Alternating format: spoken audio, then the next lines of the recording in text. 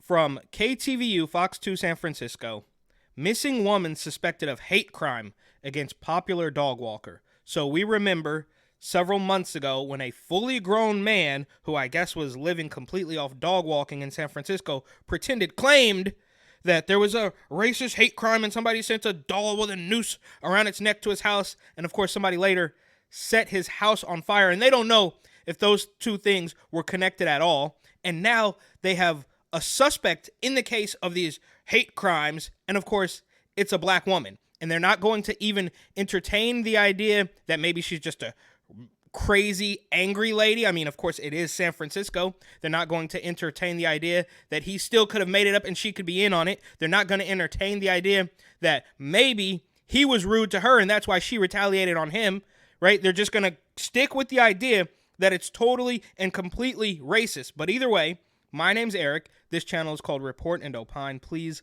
like, comment, share, subscribe, hit the notification bell.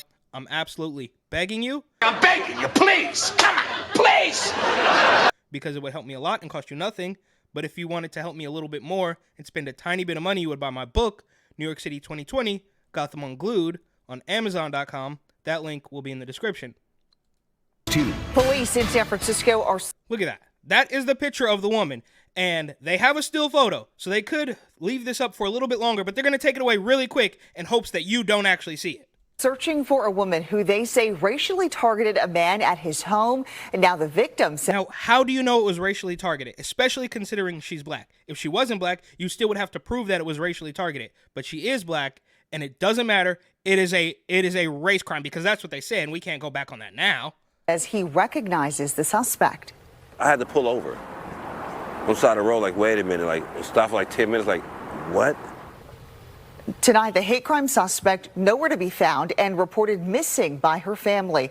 Good evening, I'm Christina Rendon. I'm Greg Lee. But why is it a hate crime? Why is she not just a crazy lady who did something bad? Or he could be the same thing and, of course, pushed her to do something bad. Meanwhile, the house, the apartment complex or whatever, went up in flames while his parents almost died. But they're not going to entertain any other possibility except for the fact that I was under the impression that black people couldn't even be racist. But apparently an old black lady committed a hate crime against this dog walker who's obviously he's dressed up in like matching hat and shirt. It's clear, bro, dress your age. But of course he's not going to dress his age because he's a dog walker. And I mean, no shade to dog walkers, but are you really going to pretend that you're paying the mortgage or the rent and the bills in San Francisco on a dog walker salary? Absolutely not.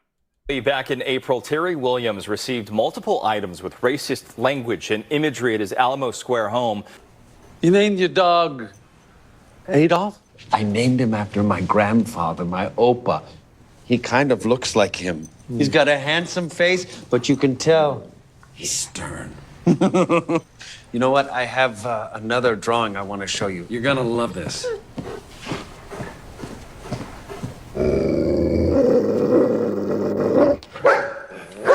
Hey. Hey! Hey, Hitler! For months, there were no breaks. Racist language and imagery, that's not illegal. It's probably not even true, but even if it was, it's not a crime. Now, obviously, burning somebody's house down is a crime, and that's why I suspect he just did that because there wasn't enough traction in the racist doll and the racist letter, so we had to step this up a notch to get a little bit more attention, and of course, more money to the GoFundMe. In the case until now. KTVU's Amber Lee is live at San Francisco Police Headquarters after speaking with Williams and his mother. Amber, what does Williams say about the release of the suspect's identity? Greg, the dog walker, tells me he's still trying to make sense of who the suspect is, a black woman who's a neighbor. There is relief that a suspect has been named. Now he wants her held accountable. San Francisco police now suspect April Chartrand as the person who sent several racist items to the home of popular dog walker Terry Williams in April and May.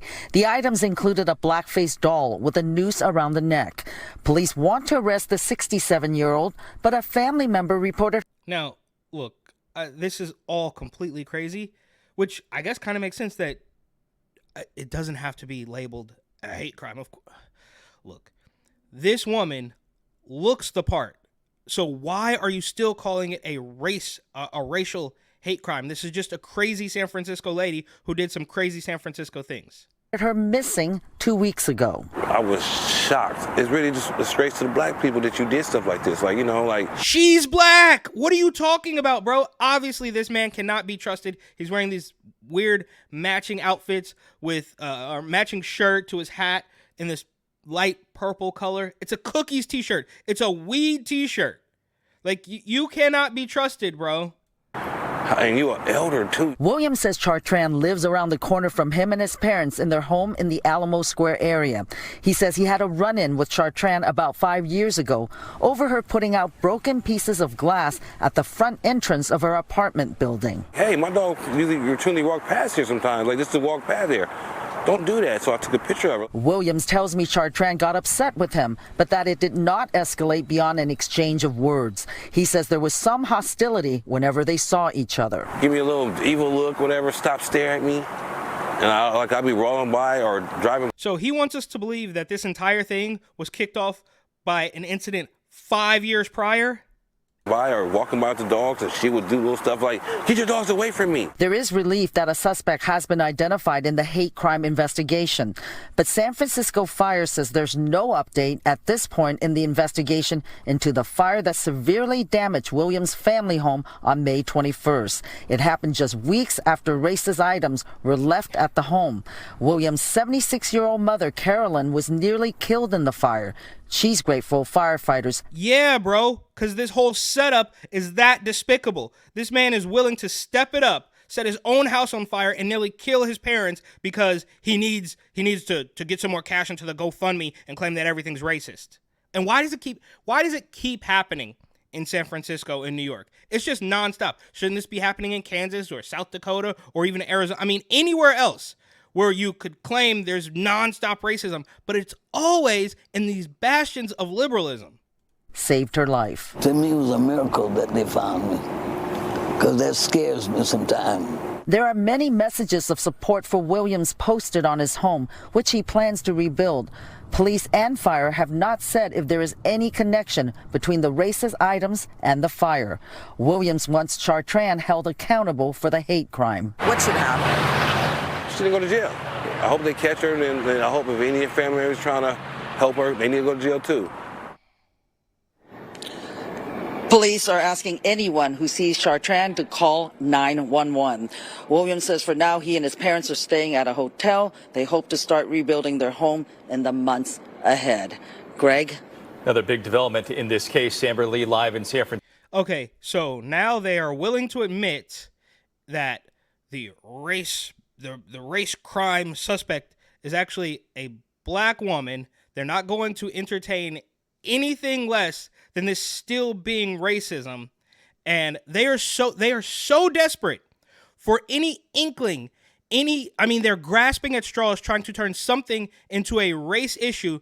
And now you've gotten to the point where it's a 60-plus-year-old black woman who is accused of a hate crime against a 50-plus-year-old black man who is walking the dogs. And there's who knows what happened to the GoFundMe. These people are perched on the ledge like a gargoyle looking for anything they can call racism. And when their story doesn't work out, they jam it through anyways, like a round peg into a square hole, right? They get their claws into something and never let it go. There's racist restaurant receipts all over the place. They're still doing Rona, and it's always in their neck of the woods because they have their fear-mongering tactics, and they are not, by any stretch of the imagination, ever going to let go of it.